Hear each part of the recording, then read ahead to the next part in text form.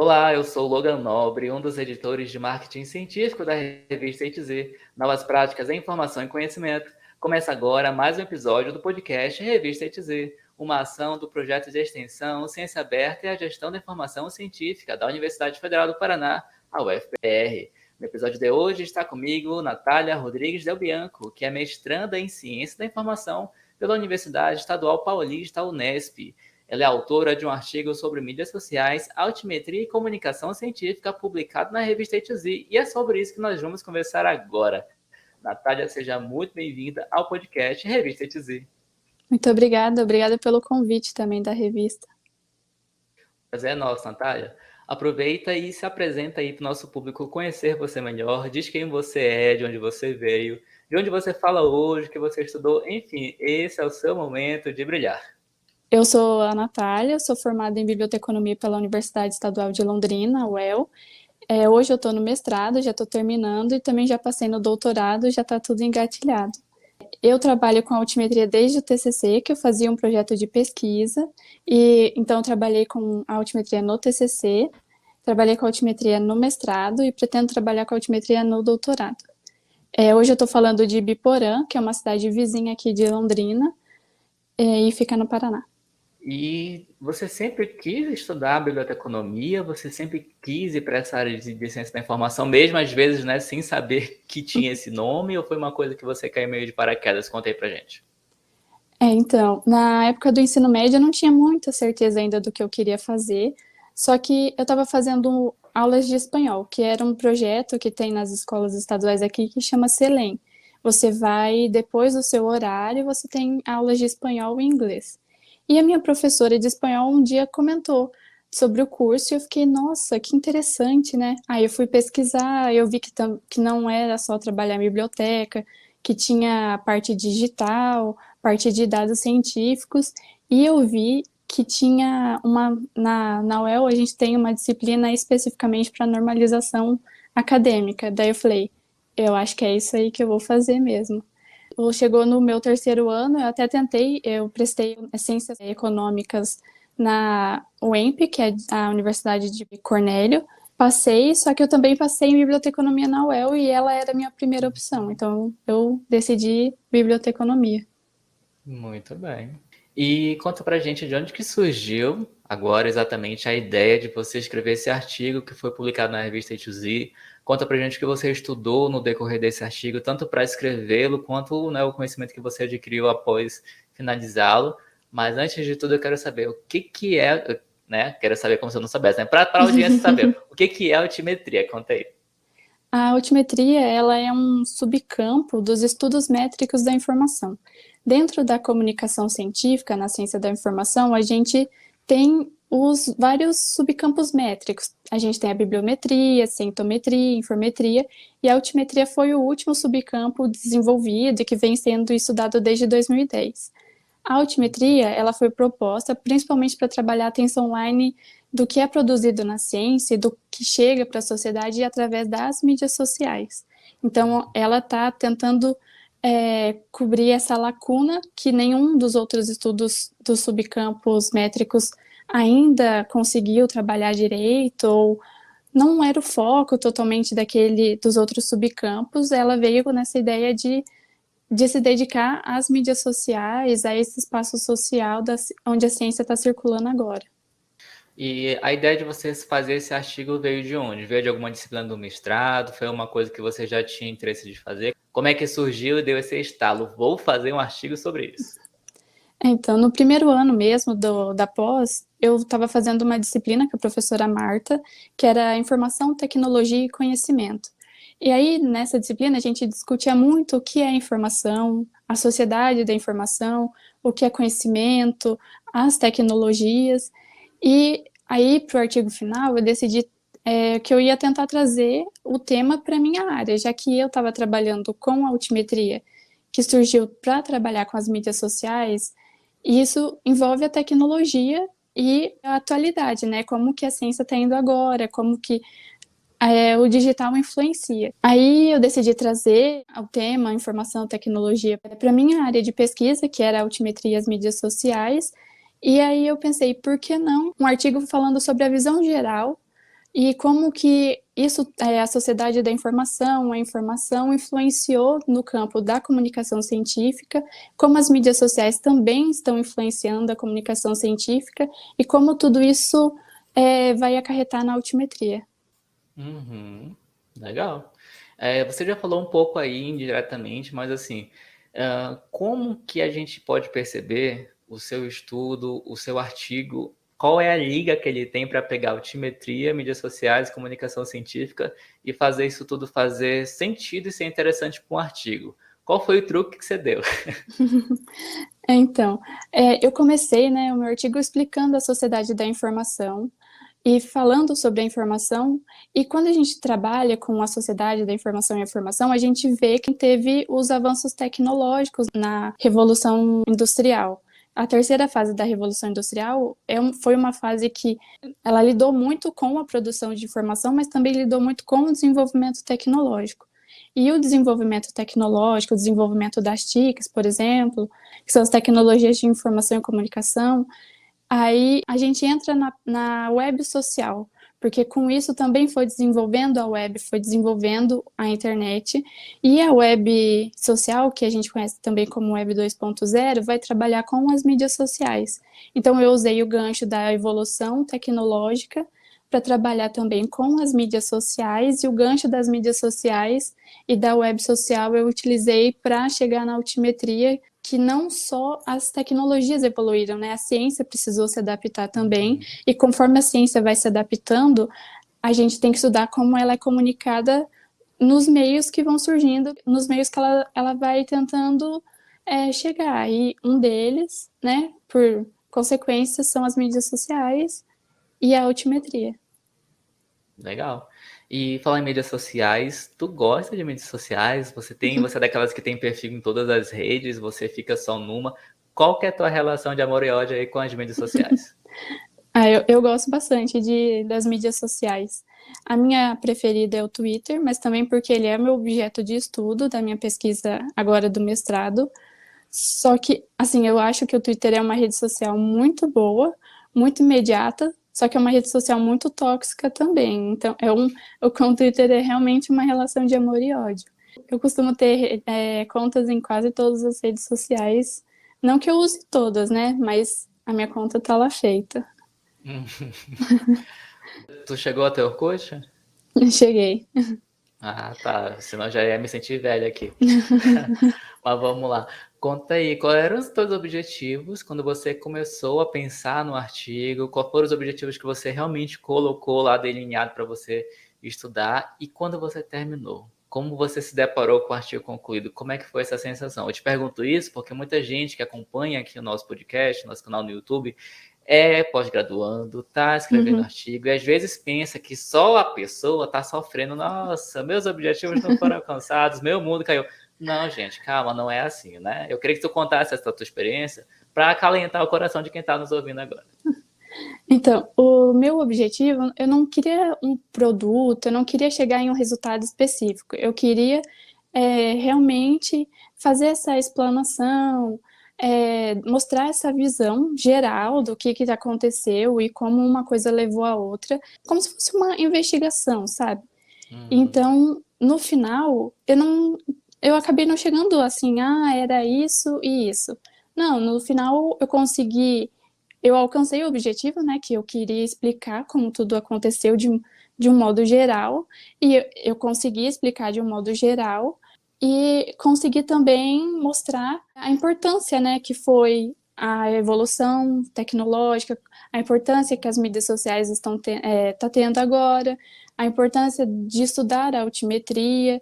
Então, assim, eu não tinha um produto, alguma coisa concreta para chegar, foi um artigo mais descritivo, assim, foi uma coisa que eu queria explorar e entender melhor o processo inteiro. E tá tudo bem, né? E tá tudo bem, Você não precisa chegar num resultado. A minha orientadora sempre diz assim que um não resultado é um resultado também. Então, se não foi o resultado que você quis, mas foi um resultado, agora você trabalha em cima desse não resultado para explicar por que você não conseguiu chegar naquele resultado que você queria alcançar, né? É aquela coisa, né?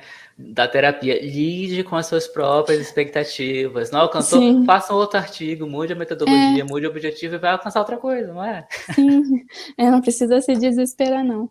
Pois é. Por mais que mesmo falando isso a gente se desespera, né? Mas não precisa, não. Sim, a gente sempre se desespera um pouquinho, mas né, o mundo não vai acabar porque o objetivo B não foi alcançado, mas você está Uhum. lá.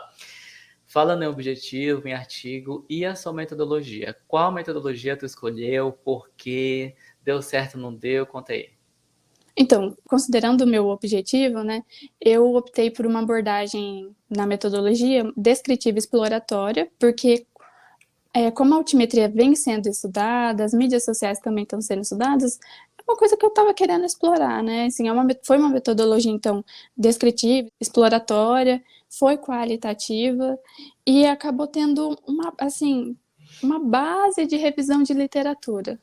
Mas foi Hum, bem, assim, simples comparado a outras pesquisas, né, que eu poderia ter realizado com o mesmo tema, né? uhum. E onde é que entra assim exatamente? Eu vou perguntar onde que entra exatamente porque tu falou só um pouquinho. Onde é que entra a parte da comunicação científica nisso tudo, né? Eu li o artigo, eu sei onde é que entra, mas assim, dá um gostinho para quem está nos ouvindo e talvez se interesse em ler o teu artigo, né? Aonde que está a comunicação científica nisso tudo? Então, a comunicação científica é praticamente a base de metade do meu artigo, né? Porque o que é a comunicação científica, né? A comunicação científica, ela vai estudar como a informação ela é produzida, como a informação é utilizada pelo usuário, como a informação é compartilhada, quem ela alcança, a linguagem que ela usa. É realmente todo o processo de comunicar ciência na nossa comunidade científica. Eu trabalhando com as mídias sociais e altimetria, eu estou trabalhando com a comunicação científica, né?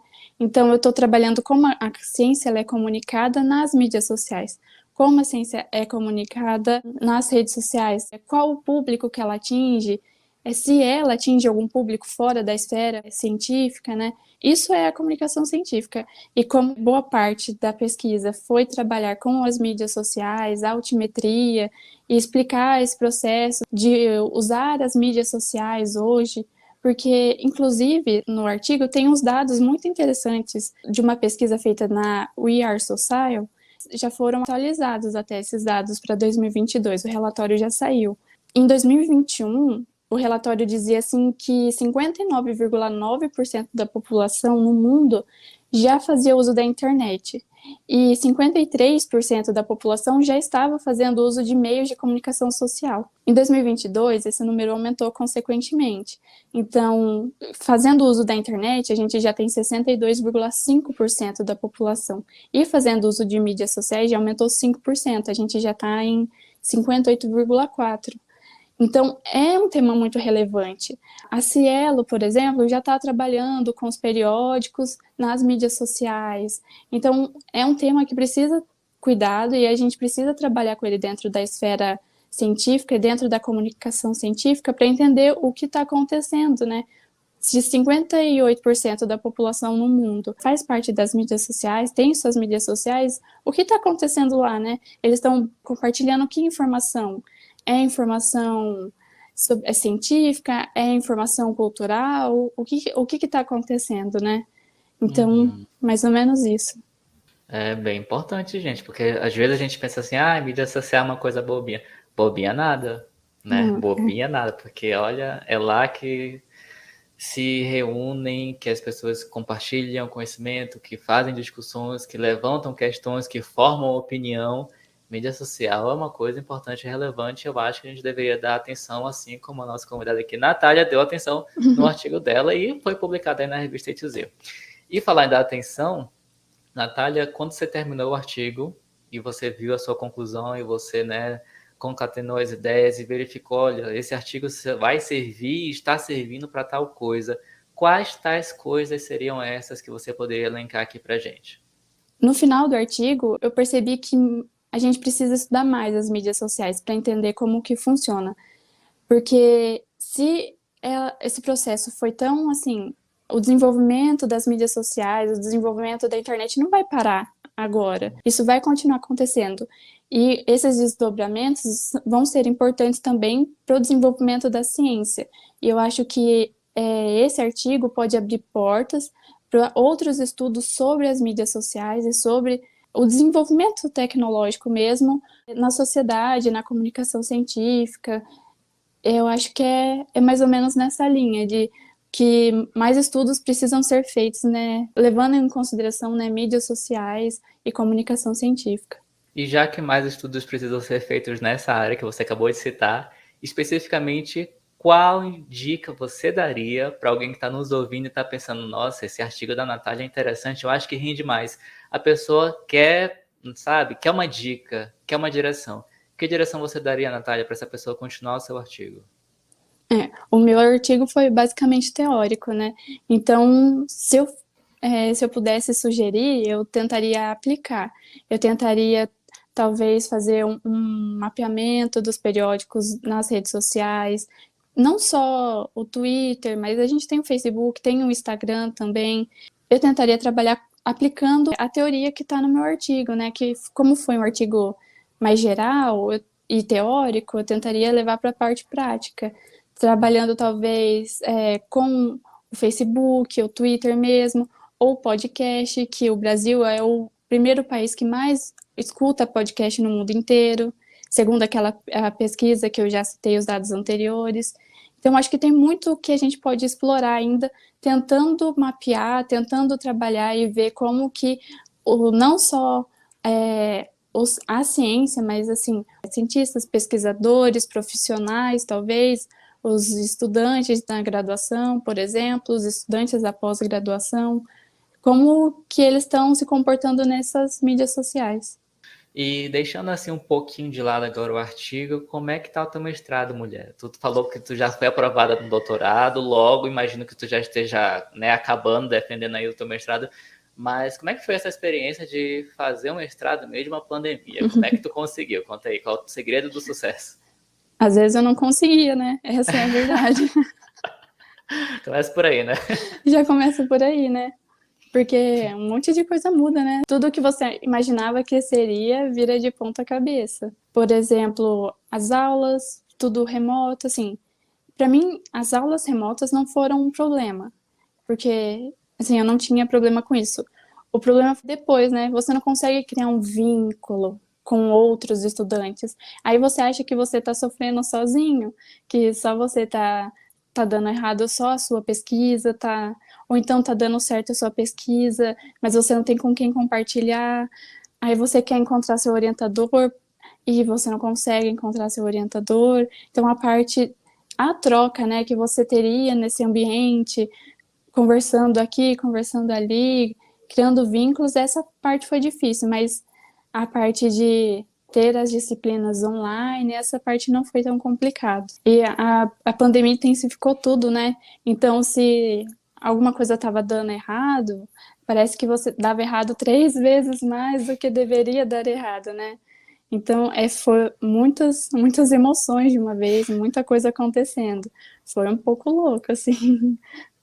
Mas Deus, né, tá dando certo, né? No final dá certo, mas o processo é uma experiência muito diferente fazer o mestrado durante a pandemia. E além da vida de pesquisadora, quem que é a Natália? O que que você gosta de fazer no seu tempo livre? Quais são os seus hobbies? O que que o Lattes não conta sobre você? Quando eu tenho tempo livre, a única coisa que eu quero fazer é não fazer pesquisa. Às vezes eu não faço nada. Tem dia que eu fico, hoje eu não queria fazer nada. E só que isso também foi complicado, porque você tá fazendo tudo em casa, né? Tá tudo online, tudo. E você acaba estudando o tempo todo. O tempo todo você tá pensando na sua pesquisa, o tempo todo você tá pensando no que você poderia estar fazendo. Para desligar isso, não é tão fácil assim. Pelo menos não foi para mim, né? Muito fácil desligar. E então, quando eu conseguia desligar, às vezes eu não fazia nada, só ficava sem fazer nada, assim, entrava numa caixinha do nada. Mas eu voltei a ler muito em 2020. E também comecei a assistir séries que antes eu não tinha paciência muito para assistir séries, sabe? Eu assistia muitos filmes. Mas aí a pandemia me trouxe de volta, né? O hábito da leitura e também me trouxe um novo hábito que foi assistir série. Muito bem. E falar em série, em livro, em filme, você gostaria de fazer alguma indicação cultural aí para nossa audiência? Porque o podcast vai ao ar toda sexta-feira, né? E talvez a pessoa queira alguma indicação aí para curtir o fim de semana. Qual é a sua indicação? Eu li alguns livros muito bons desde 2020. Um deles eu até estava pensando em indicar aqui, mas a Paula já indicou no último podcast que ela veio, que era Talvez Você Deva Conversar com Alguém. Foi um livro muito, muito interessante. Verdade. E é um livro que eu fiquei... Acho que todo mundo deveria ler ele.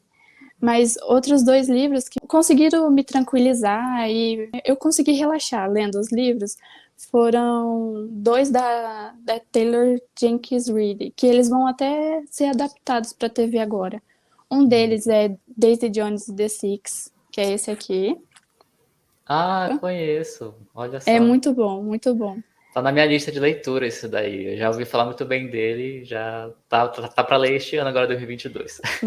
Você não vai se arrepender, ele é muito bom. Depois que eu terminei, eu até fiquei, nossa, e agora? O que eu faço? Eu terminei eles e eu ficava pesquisando as músicas e não tinha nada, né? Porque é uma banda de mentira. E eu fiquei, nossa, eu só queria ouvir essa música, e agora? E o outro dela é o Sete Maridos de Evelyn Hugo. Também é muito bom. Eu demorei um pouquinho para engrenar a leitura, sabe? Mas depois eu fiquei, cadê a Evelyn? Cadê os filmes que ela fez? E agora? O que eu faço? Foram dois livros que muito bons. E esse segundo livro aí é sobre o que exatamente? A Evelyn, ela é uma atriz de Hollywood, ela é muito famosa e ela fez diversos filmes, assim, só que ela não é uma pessoa que dá muita entrevista. E ela já tá ficando mais, assim, mais velha, sabe? E ela decide que ela vai dar entrevista agora. Só que ninguém entende por que ela tá dando uma entrevista agora. E ela escolhe uma pessoa, uma menina específica. Ela falou assim: eu só dou a entrevista, eu só faço a matéria se for com fulana. E ninguém entende por que isso está acontecendo. Só que aí, no final, a gente descobre, né, por que ela quis aquela menina. Só que ela também vai contando coisas da vida dela que ninguém nem imaginava, assim. Que a vida dela, ela criou quase um personagem, sabe? Para aparecer nas telas, entrevistas, assim, e a gente descobre quem era a Evelyn de verdade na vida dela. No off, assim. Interessante, já quero ler. Vou colocar na lista também. Esses dois livros dividem muito assim, o meu livro, se você vai pegar os booktubes, né, que eu assisto muito também. Aí alguém fala, o primeiro livro que eu li foi Sete Maridos, ele é o meu preferido, Daisy Jones vem em segundo. Ou quem leu Daisy Jones primeiro, ele é o meu preferido, Evelyn Hugo vem em segundo. Mas são dois livros muito bons. Um deles é feito em formato de entrevista, o de Daisy Jones. É uma entrevista, e o outro é uma biografia, assim, como se fosse uma biografia. Você não vai se arrepender, pode ler. Muito interessante. Então fica aí as duas dicas, na verdade são três, né? O primeiro livro aí também conta. As indicações da Natália estarão na descrição do episódio. Natália, muito obrigado por aceitar o convite e ter vindo aqui conversar conosco. Muito obrigada também pelo convite. Espero que tenha conseguido, né, explicar direitinho o artigo. Conseguiu sim, eu acho que muita gente vai querer lê-lo. Chegamos ao fim de mais um podcast Revista ETZ, uma ação do projeto de extensão Ciência Aberta e a Gestão da Informação Científica da UFPR. Na descrição estão os contatos da entrevistada e o link para você conhecer mais sobre o artigo Sociedade da Informação e as Mídias Sociais no Contexto da Comunicação Científica, escrito pela Natália, que conversou conosco aqui agora, e pela Marta Lígia Pomin Valentim, e que foi publicado na Revista ETZ. Na descrição também estão os contatos para você encontrar a Revista ETZ, um periódico científico interdisciplinar e de acesso aberto do Programa de Pós-Graduação em Gestão da Informação da UFPR. A Revista ETZ tem um site e está no LinkedIn, YouTube, Twitter, Instagram, Facebook e nos 3 maiores agregadores de podcast do planeta. Basta procurar por Revista ETZ. Eu sou o Logan Nobre e a gente se fala no próximo episódio. Até mais. Tchauzinho. Não esquece de curtir e compartilhar, hein? Muito bem, já tá blogueira aí. Até mais, gente.